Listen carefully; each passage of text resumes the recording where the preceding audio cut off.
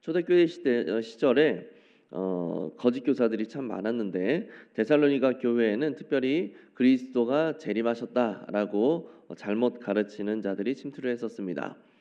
이들의 주장들로 인해서 교회 안에 큰 혼란이 발생을 했고 바울은 그런 데살로니가 교회 교인들에게 미혹되지 마십시오라고 그렇게 권면을 하고 있죠.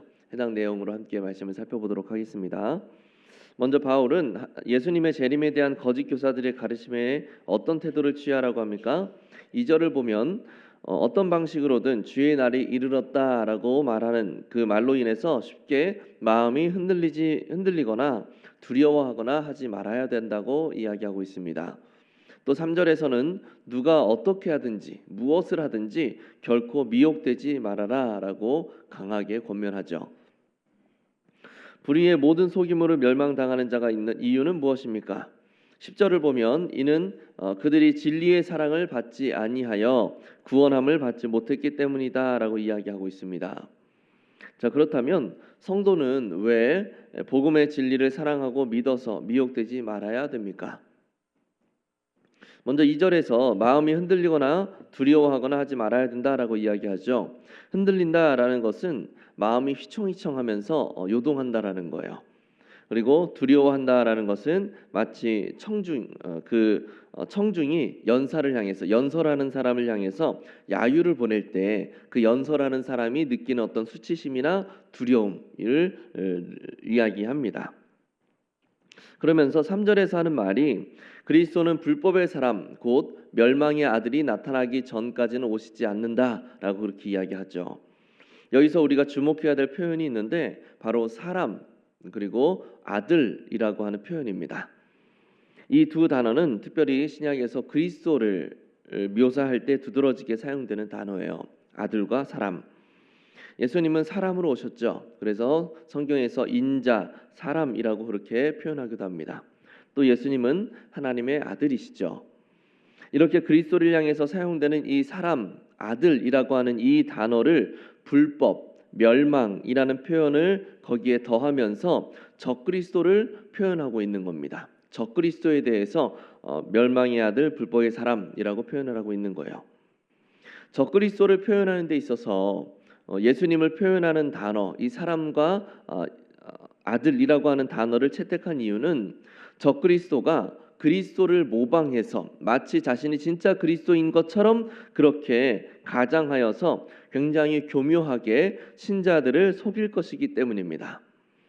그들이 하는 말은 마치 정말로 그리스도의 말처럼 권위가 있는 것 같이 느껴지기도 하고 또 그 안에 진리가 있는 것처럼 여겨지기까지 할 것이라는 거예요. 바울은 이런 그들의 교묘함을 간파하고 참 진리 가운데 서 있기 위해서 진리의 사랑을 받음으로 믿음 가운데 거해야 된다라고 이야기하고 있는 겁니다. 여기서 한 가지 더 우리가 주목해야 될 것은 진리의 사랑을 받는다라는 표현입니다. 진리의 사랑을 받는다. 이 표현을 원어로 좀 더 우리가 이해하기 쉽게 명확하게 번역해 보자면 참 사랑을 붙든다라는 겁니다. 참 사랑을 붙든다. 즉 바울은 거짓 교사들의 그 그릇된 잘못된 가르침들 속에서 믿음을 지키면서 성도의 삶을 온전하게 살아내기 위해서 예수 그리스도의 참 사랑을 굳건히 붙들어야 된다라고 이야기하는 거죠. 예수 그리스도의 참 사랑을 굳건히 붙들어야 된다. 믿는 자에게 구원이 이루어지며 그리스도의 재림의 날 완전한 심판과 회복이 이루어질 것이라고 배웠는데 그리스도가 오셨대요. 누군가가 자꾸 어떤 교사들이 그리스도가 이미 오셨다고 이야기하는 겁니다. 예수님이 오셨다고 한다면 내가 배운 바로는 바울이 가르친 바로는 하나님의 나라가 임하고 지금 받는 고난과 어려움들이 분명히 영광으로 바뀌어야 맞는 건데 실상 자신의 삶은 전혀 바뀐 게 없고 영원한 하나님의 나라는 임하지도 않는 겁니다. 예수님이 임하셨다고 하는데 그러면 어떤 생각이 들겠습니까? 나는 버림받은 것인가? 우리 교회는 예수님의 구원으로부터 떨어져 나간 것인가? 라는 생각이 들게 되는 거죠. 그런 생각으로 인해서 데살로니가 교회 교인들에게 혼란이 발생한 거예요. 이런 생각으로 요동하고 있는 그들에게 바울은 예수 그리스도의 참 사랑을 의심하지 말고 그 사랑을 굳게 붙들라고 권면하고 있는 겁니다. 주님은 나와 당신들을 향한 사랑을 결코 저버리지 않으실 뿐더러 애초에 우리 예수님은 오시지 않았습니다 라는 거죠. 그러니 그리스도가 이미 오셨다라는 거짓 가르침에 미혹되지 말고 참 사랑을 굳건히 붙들면서 예수 그리스도가 우리를 진실로 사랑하셨다라는 그 사실에 대한 믿음이 흔들리지 말고 성도의 삶을 끝까지 잘 살아내십시오라고 권면을 하고 있는 것이죠. 우리 느낀 점으로 넘어가서 복음의 진리를 사랑하지 않으면 다시 이야기해서 참 사랑을 붙들지 않으면 거짓 가르침에 미혹되어 심판에 이른다는 사실에서 무엇을 느낍니까? 예수 그리스도의 참 사랑을 붙든다라는 것은 나를 보호해 줄 대상을 예수님으로 삼는다라는 거예요.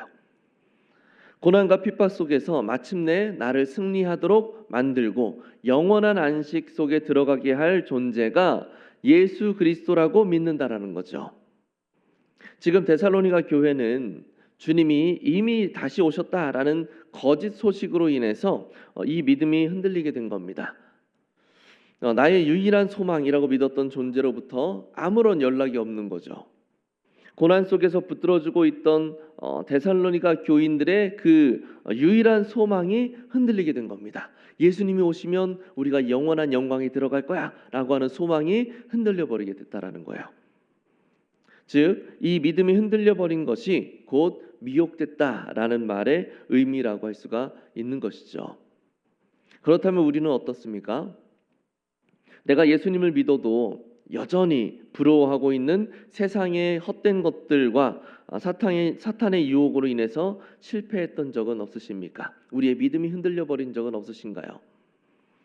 앞에서 살펴봤던 내용들을 적용해 보자면 사탄의 유혹과 세상에 퍼진 그릇된 가르침들로 인해서 나를 붙들어주고 소망이 되어줄 수 있는 존재는 예수님밖에 없어 라고 하는 그 믿음이 흔들려 버렸던 때가 없느냐라는 거죠. 그렇게 마음이 미혹되어서 예수님의 그 참 사랑을 의심하고 세상의 것을 따라갔던 기억, 세상의 것을 붙들었던 경험이 있지는 않으십니까? 우리는 세상에 난무하는 거짓 가르침들에 미혹되지 않고 우리를 향한 참 사랑을 입증하신 그 예수 그리스도를 굳건히 붙잡을 수 있어야 되는 거예요. 이것을 위해서 우리는 구체적으로 무엇을 결단해야 될까요? 데살로니가 교인들의 혼란이 구체적으로 어떤 것으로 인해 발생했습니까? 그리스도가 이미 오셨다라고 하는 잘못된 종말론에 의해서 발생을 했죠. 오늘 본문과 연결하여서 우리가 실천적 요소를 찾아보면 좋겠는데 그것은 바로 종말론적 지식을 소유하고 있어야 된다는 겁니다. 바른 종말론적 지식. 바른 종말론적 지식이란 나를 향한 주님의 참 사랑을 의심하지 말고 이 땅에서 그리스도의 발자취를 따라 살아가면서 주님이 다시 오실 날을 준비해야 된다라는 사실을 아는 거예요. 다시 나를 향한 주님의 참 사랑을 의심하지 말고 이 땅에서 그리스도의 발자취를 따라 살아가면서 주님이 다시 오실 날을 준비해야 된다라는 사실을 아는 것. 나를 참으로 사랑하신 예수님은 결코 나를 잊지 않으실 것이기 때문에 주님이 언제 오시든지 우리가 구원 명단에서 누락될 것을 걱정할 필요가 없는 겁니다. 또 주님은 반드시 다시 오셔서 이 땅의 모든 부정함과 불결함을 심판하실 것이니 이 땅의 것에 연연할 필요도 없는 것이죠. 그러니 지금 이 땅에서 우리가 해야 될 것은 무엇입니까? 걱정과 근심이 아니라 소망과 믿음으로 주님의 백성답게 살아가면 되는 거예요. 욕심과 정욕에 사로잡혀 살 것이 아니라 거룩과 경건에 대한 열망으로 그것을 이루면서 살아가는 삶, 그것이 바로 우리의 삶이어야 된다는 것이죠. 우리 모두가 이와 같은 바른 종말론적 지식을 소유할 수 있기를 바랍니다. 이 지식을 통하여서 지금 이 땅에 소망을 두는 것이 아니라 주님 다시 오실 그 날을 바라보면서 영원한 하나님의 나라에 나의 소망을 두고 이 땅에서의 삶을 오직 거룩과 경건으로 채워갈 수 있는 우리 모두의 삶이 될 수 있기를 예수님의 이름으로 간절히 축복합니다.